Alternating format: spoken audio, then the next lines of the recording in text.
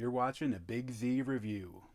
Relay is a new, small action thriller that's coming out to theaters this weekend. And I honestly hadn't even heard this movie was coming out or seen a trailer or anything until I saw it pop up at a movie theater. And I thought, well, I'd check it out. And watched the trailer and saw it from the director from Hell or High Water. And I thought, oh, I'll give it a shot. And it's not bad. I help people who see things they shouldn't have. Who maybe should have looked the other way, but they can't. I've never met him. That's kind of the point. It's a messaging service. The person who's called you will type their conversation and I'll read it to you. No calls are recorded and everything you say is confidential. There's a van parked out front. I think they're watching me.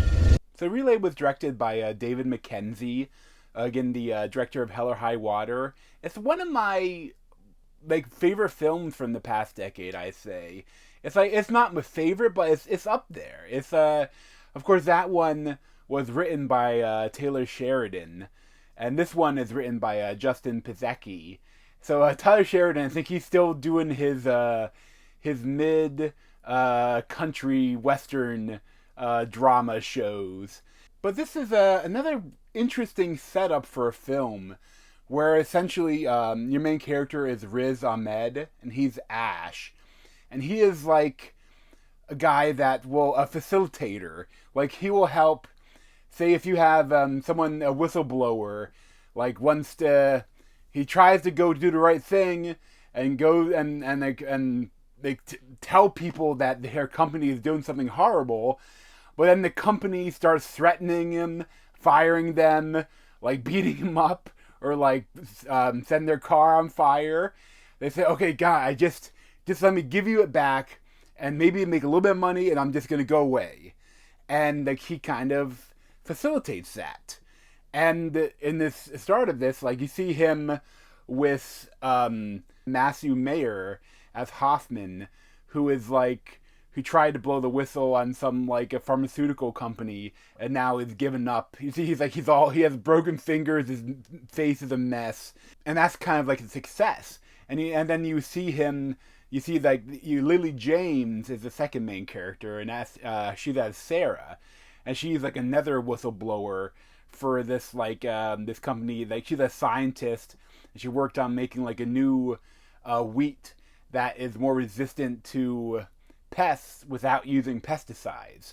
But of course now they're saying that there's they found that they were having bad reactions, potential cancer and horrible and life-threatening allergies, and it was putting a lot of people in danger, and she tried to blow the whistle, and then they're coming after her now, and she just wants to give everything back.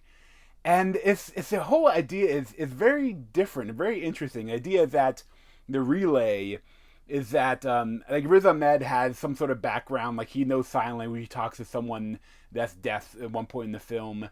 So there's this relay where if someone that is deaf or blind or whatever can talk to these people that are they promise that they won't talk about whatever's going on in the conversation, but then he types on this thing, he hooks his phone up to a typewriter and types it out, and then that then they talk to the person. They kind of so that he doesn't have a direct connection to the people that he's helping.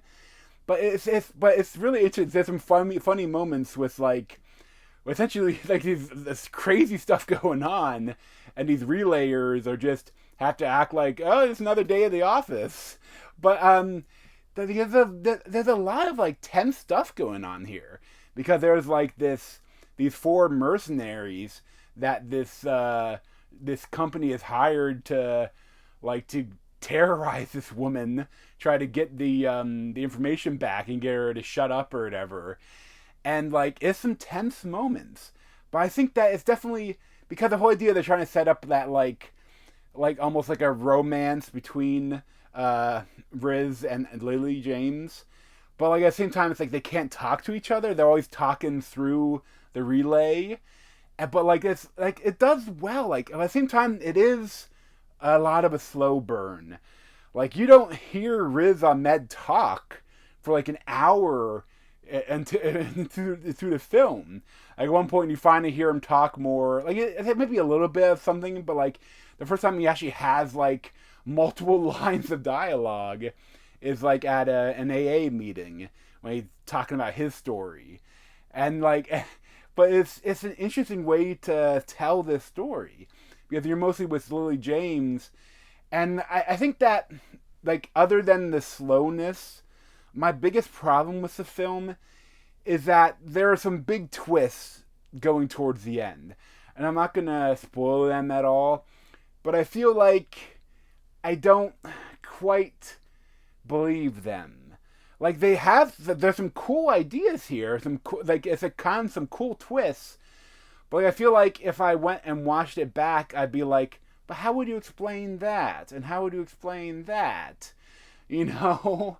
And it's like, I don't know, like, with how, like, it's essentially with how they did a lot of it is, like, Riz Ahmed is, like, researching her, see if she's worthy of, like, his, protecting her and taking down this, like, or the idea is that, like, they like, have all the copies ready to send to everywhere, and you say, okay, if you meet with the CEO, and they give you the money, and they give you back the documents, and they burn every document except for one that Riz keeps just as a fail-safe so that they don't go after the whistleblower afterwards.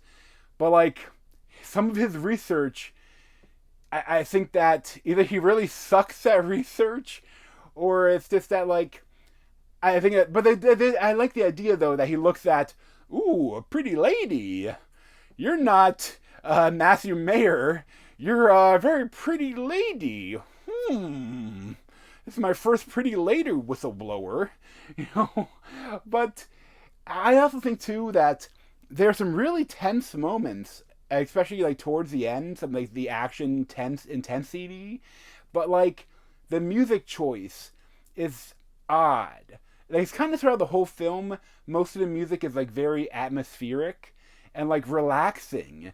And it's like, even like in these like big like chases and fight scenes towards the end, there's just like this calming atmospheric music playing.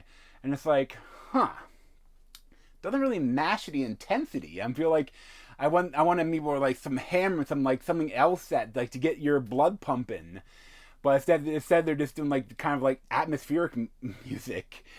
But, like, I mean, all the people are really good. Like, I like Riz Ahmed, I like Lily James. Like, Sam Worthington is the main bad guy, along with, like, Willa Fitzgerald. Like, they're, like, some of the mercenaries.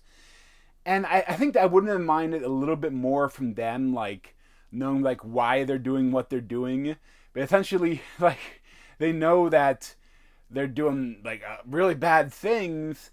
And, like, I don't know, maybe a little bit more from them that like for reasons why they're doing it. Obviously it seems like for how they talk they're like former soldiers, but like I think it's just it definitely is a slow burn, but I enjoyed it a lot.